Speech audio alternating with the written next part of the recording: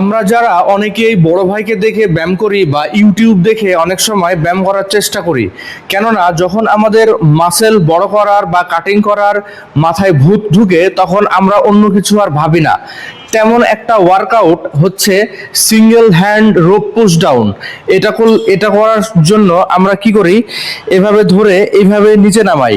এমন এমন করলে ইউটিউবে আমরা বড় ভাইদেরকে দেখতে পাই বা অনেক বডি বিল্ডারদেরকে দেখতে পাই। এরকম করলে আমাদের ট্রাইসেপ মাসেল অনেক বড় হবে এবং দেখতে অনেক সুন্দর লাগবে।